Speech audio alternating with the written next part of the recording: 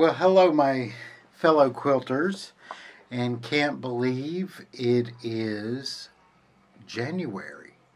I hope everyone had a wonderful holiday.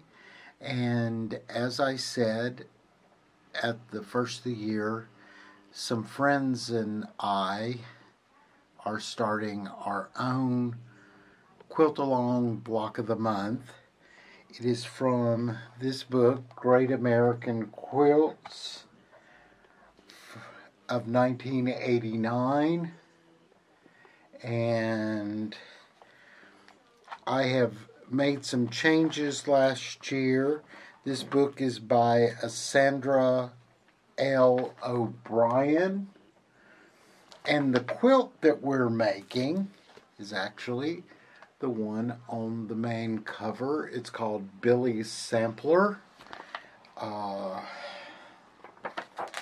It was made by a lady called Billie Carter.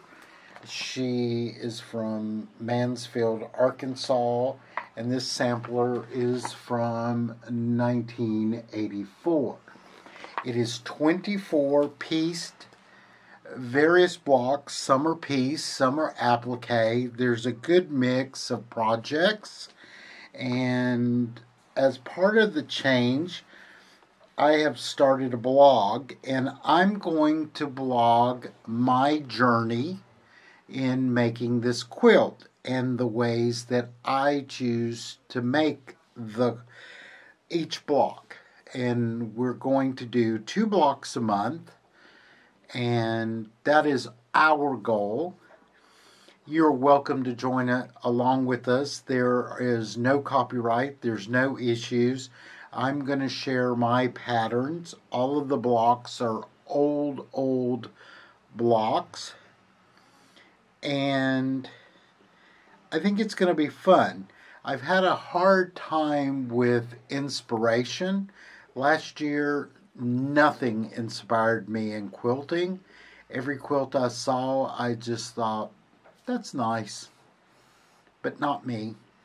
A friend of mine in another quilting group called The Quilter's Way. It is an online quilting guild that we do, that I belong to, that's hosted by Kim Jamerson Hurst of Chatterbox Quilts. And one of the members found this book and really liked this quilt. She shared it. I really liked it. So we decided that the 2 of us were going to do this project this year. We also asked others if they wanted to join. Several other people have decided to join into the process. It is fun to see different people make the same quilt, but it will never be the same because we will use different techniques. And as we go through the blocks, I will share various ways that block could be made, and then tell you why I chose to make it the way that I made it. So this is going to be a fun journey. Also, last year I found that my personal website was down. The company that I had been using for many years had gone out of business. Don't even know how many months my website was down. So I moved my personal website to Google Sites, which is a free, because I was like, I don't want it to go down again. Well, I tried starting quiltingonabudget.com website. I uploaded our monthly quotes with the block patterns, and Google says it violated their community standards and shut the site down. So I went and paid for an online subscription and have spent several months recreating or building quiltingonabudget.com. And It is up and running now.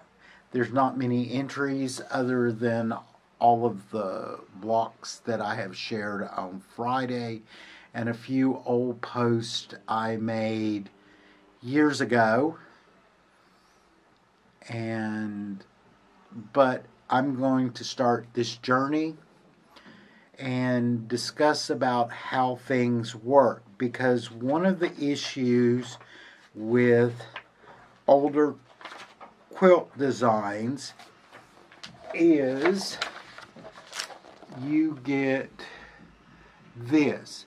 There are no instructions, you get a grid. So I'm going to explain how to create your own patterns using grids and the whole 9 yards, so that you can be budget minded and use old quilt patterns and not be trapped in paying for something that you don't have to pay for. Because many of the quilts that we pay with our patterns and things are simply people writing out the instruction that you need to cut 5 3-inch squares or whatever. But if you know the grid system, you can cut them yourself and figure it out. The math is simple. The math is not as complicated as everyone wants. But the difference in a grid system opposed to a pattern strip piece is, if you're working on a grid, you make one block at a time. Where chain piecing and pattern, they'll tell you to make 144 half square triangles for the whole quilt. And that gets monotonous. And I personally like making one block at a time, because it looks like you accomplished something. You finished a block. You finished a row. You finished 2 rows. You finished a quarter of the quilt, and so on. So you have progress of completion, where when you're strip piecing or chain piecing, you cut the whole quilt out, you start sewing the blocks, and then weeks or months later, you have a quilt, and you go from beginning to end with no little milestones. It's all or nothing. And I don't like that, because if you quilt block by block, then you have, I'm going to say, a quarter of a quilt finished, and you can stop and go work on something else, then make another few blocks, and so on. So we're going to go through this, and I'm going to make the post, and I also want to make a reference to any of my fellow quilters. If you would like to share your journey, also we can discuss you sharing on our blog.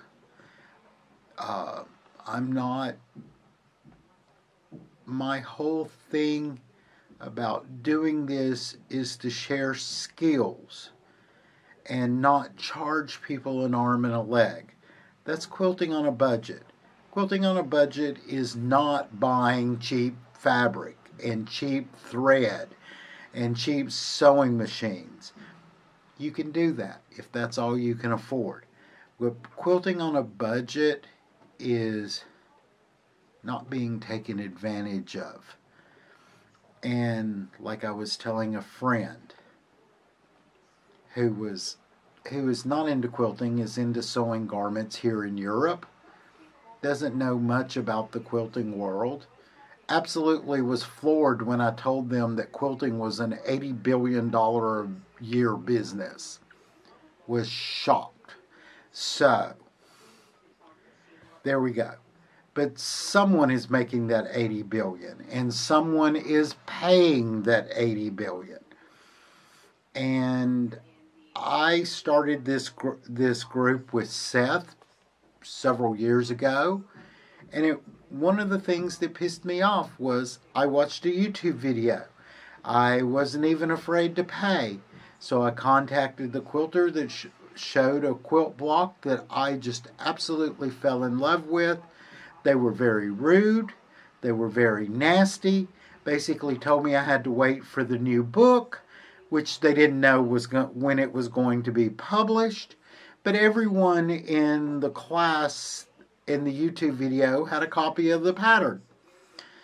I went through my historical stuff, found out the block was actually called something else, was a very old block, didn't have to pay for it. So there. But it used grids. And the beauty of grids is you're not stuck with using jelly rolls or 5-inch squares or 10-inch squares or anything. You can choose what size you make. And this quilt is 24 12-inch blocks with 3-inch piece sashing and 10-inch borders on each side. And I think I'm going to do some changes because I think the 10-inch borders are a little much. You can tell this is 1980s colors. I think I'm going to change the colors up. I haven't fully decided. I'm thinking about doing it in red and white, but multiple colors of red. However, I started this program. I've redrafted all 24 blocks, put them in Electric Quilt version 8. I will be sharing the project file from Electric Quilt, so if you are a quilter with Electric Quilt, you'll get the whole quilt in the beginning laid out. It is laid out exactly as it is in this book. So, but you can change it. You can do however you want because, like I said, these blocks have no copyright. They were made years and years ago, and it's going to be a fun challenge. It's going to be a challenge for me because this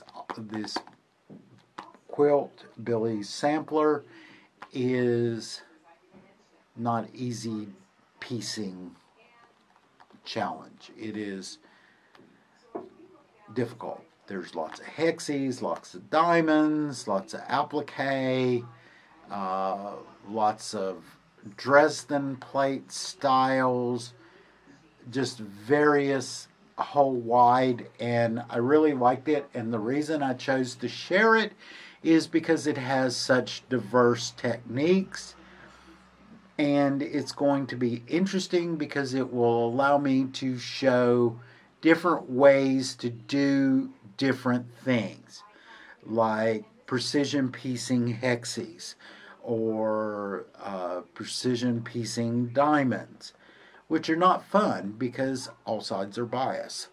Most people hate that. But I will show tips. It's not going to be cheap, but it will be the old ways of how we do things. And I'll make suggestions of alternatives.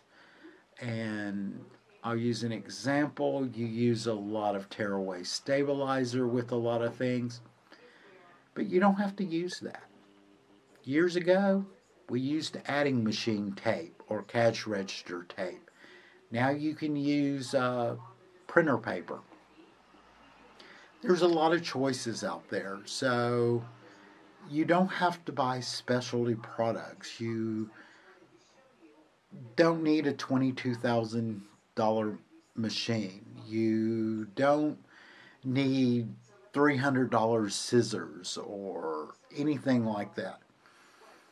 But I can also explain why some of these tools are better than other tools and why I chose to buy them. If they work for you, then fantastic.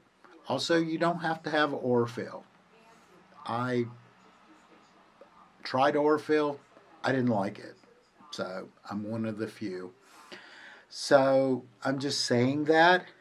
I don't care what sewing machine you use. It can be 200-year-old hand crank to the latest fanciest machine.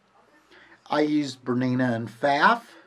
My sewing techniques are geared to those machines, but I will try to be generic enough that any machine can work, or give you an alternative that you can use on any machine, because there are things my Bernina will do that my Pfaff won't do, and there are things my Pfaff does that my Berninas don't do. And it's the same with every machine. And you can also do every fancy technique with any older machine. You don't need a fancy machine. You just have to know how to do these things the old way. So I'm going to let you go now. This is the first installment of the blog. I will post a link with pictures, and we'll discuss this, and we will get started. So I hope everyone had a wonderful and a safe holiday, and welcome to 2024.